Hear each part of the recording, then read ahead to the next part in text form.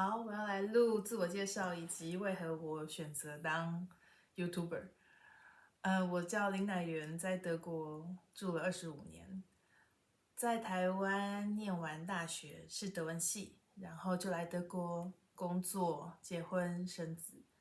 那工作的时候做的是台商，从客服经理开始做到总经理助理，然后接下来当呃 STAC 区的代表，就是德语系的业务。那生了小孩子之后，就当家庭主妇。小孩子是我遇过最大的人生挑战。那个什么考联考、奖学金啊，什么当负责人都不是一个事。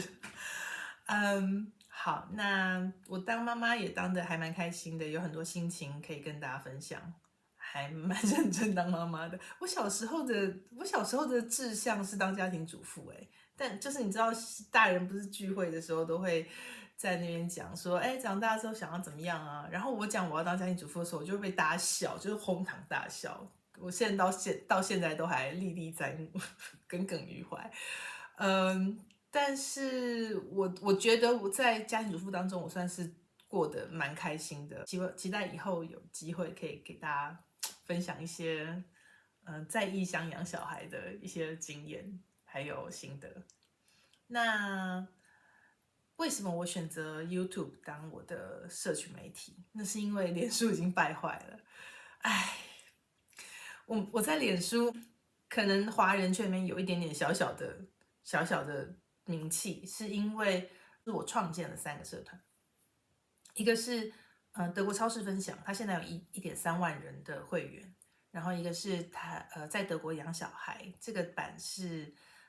大概有1000多个家庭真正在德国，然后真正在养小孩的家庭，还有一个是德国日常生活潜规则。那这个因为比较开放，就是不太选会众，所以好像有2-3万吧。那这些社团他们也可能从2012年开始营运到现在，也都10几年了嘛。只是我觉得身为版主，我有渐渐就是我的工作渐渐不太多了，就是那边的社团都非常上轨道，大家都知道，比如说不要比战啊这些规则，然后社团的气氛也相当好。还有，如果你在德国，比如说要找什么东西，其实你不一定要问，因为里面的资源已经很丰富，可能查一查就出来了。甚至我觉得现在已经有一些新兴的社团，像是什么台湾人在德国啊，这些社团其实都营运的很好，甚至我觉得那互助的气氛其实是最重要的嘛。所以，这几年尤其是疫情之后，我觉得我在社团里面的活跃程度已经不像刚开始创社的时候这么多，那是因为它没有必要。为什么我要变成 YouTuber 而不用脸书了呢？因为身为那个社团的版主，我更知道脸书它的机制正在改变。我可以说，它就是在扼杀我们这种市井小民的意见的管道。比如说像大型的社团，它会某一个点，其实很多年前了，他就会说，要不然你就要开放全部的人可以进来，就是你不能筛选会员，不能筛说谁是不是真正在德国，要不然你就是要变成一个私密社团，就是外面的人没有参加你社团的人，他没有办法去 Google 说，哦，我今天在德国出差，然后我要买什么东西，可不可以找到什么东西？不行，你要不然就是封闭，要不然就是你要开放给不知道多少网军或是 AI 的人进来洗那个资讯。或者是后来也是最近这1-2年，他会跟你说，哦，我们有一个社团那个小帮手，就是他可以取代版主的任务，去决定哪一个文可以发还是不能发，要被删还是哪一个留言不行。我就想说，我们经营这么久的社团，我们知道我们的团员是谁，谁是，就是我们会很小心的把那种网军或是 AI 删除，以保证这个社团它的资讯的可靠性。可是如果今天脸书它有一个机器人，它要取代版主的规定，而且你版主不能够说我要还是不要这个机器人的话，那他就可以控制所有的舆论跟能见度，不是吗？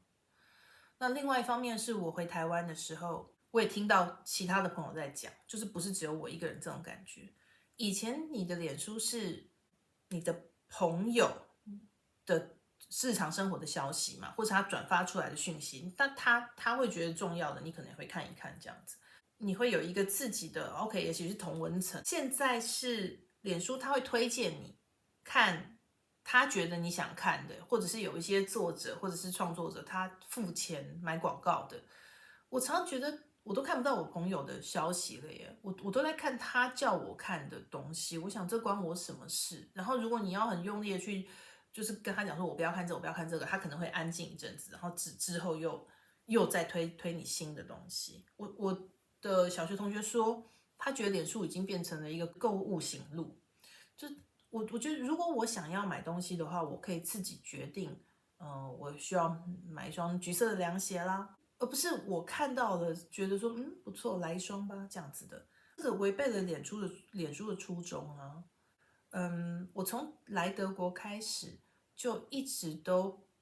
不间断的保持跟老朋友的联系，因为我在台北长大，长大到大学毕业嘛，所以我可能有幼稚园、国小、国中、高中、大学的朋友，然后这些人他们愿意跟我保持联络，都是经历过多少、看过我多坏的地方，然后还继续愿意当我朋友的，对，我记得来德国刚开始的时候，好像是用 ICQ 吧联系，就是那个哦哦那个声音，然后后面有 Messenger，还有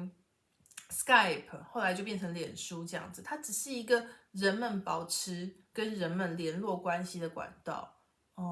现在台湾变 Line 嘛，对不对？可是，这个管道它是会改变的。如果这个管道它不能够满足，人们的需求的话，我认为它是会被淘汰，而且，自然会有新的管道出来。我只是没有想到，这个管道对我来说是 YouTube，在1-2年前就开始越来越少写脸书的文章了，因为我觉得我写出来的我关心的议题没有办法被传达出去。哦，对了，我追踪我脸书的人大概有1800个左右吧。可是如果我讲到一些台海的问题，政治，身为在国外的侨民，你很担心自己的故乡回不去的。所以如果我写这方面话题，我会发现，OK，可以看得到的人或者按赞的人，可能只有个位数，就是它可以限制你的流量的，它可以限制哪一个主题是哪一个流量的。这个我也觉得，这就是现代的媒体独裁吧，媒体独裁。其实我不知道 YouTube 有没有可能也会是这个样子，它也会有什么限流量啊、降流量之类的嘛。不过还是一样，就是我也不是为了要出名，或者是选举，或者是当什么社会意见领袖，我只是希望我的意见、我的想法以及我的日常生活能够被我的亲友所看见，然后能够保持这个联系。我认为这样子的使用媒体其实就是使用社交媒体是很健康的，而跟那种Instagram 或者是 Facebook 看别人那种生活圈里面的人，他过得比我还要好的那种比较心情带来的负面影响不是一样的？那我在这里也想要谢谢2个 YouTuber，算是古时候的人用文字神交，但是现代人也许用影像神交吧。我要谢谢2位 YouTuber，因为他们的关系，我愿意开这个频道。就是其实我有这个频道已经非常多年了，但是我从来没有公开过影片。那一个是 K 总，他是一位在台湾的德商，所以他有一些德国人的观点。然后，他一边上班的时候，就可能会用他的行车记录器留一些他自己今天的想法，然后分享出来。他让我看到，原来这样子的作为，这么简单的行为，但是他还是很有意义的。重点就是内容。然后他也让我看到说，YouTube 它有写文章的部分，我不知道什么时候开始有这个功能的，所以如果可以的话，我以后也会把文章写在YouTube 的那个网志这个界面上。另外一位是 Ishi， 他的频道叫模特能聊，他是一位在加拿大的家庭主妇。那我想他跟我有点像，就是应该是说我跟他有点像，就是小孩子可能有点大了，然后你觉得可以做一点事情，或者是有一些发声的管道，想要表达一些自己的意见，对世人有帮助。我不知道我对世人有没有帮助啊，但是话很多是真的。所以他呢就有讲说，可以试试看录一下，录一下个短片，然后发到朋友群当中，看大家看意见怎么样。然后他也说了，就是如果你什么小事情都要问别人，就是技术上的，那你可能这条路走不久。那所以我就试试看了，就是我就技术上面自己查一查，现在最新的一些编辑软体是什么。还有我也做了一个影片，就是上前天的时候上一个影片，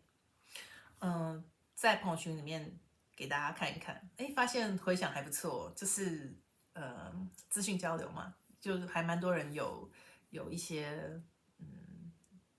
有一些想法跟得到一些益处，所以我就开始来做这个。那过去的2年，因为脸书它的关系，我的写作越来越少了。但是现在忍住没有讲的话，可能还蛮多，可以在这边发表出来。很高兴能够有这个新的媒体，然后谢谢大家花时间看我的影片。那至于我的亲友们，你们认识的我是穿睡衣，然后蓬头垢面的我，但是在 YouTube 上面没有办法了。下次你看到我的时候，我还是会用睡衣迎接你的。谢谢大家观赏，那我们下次见。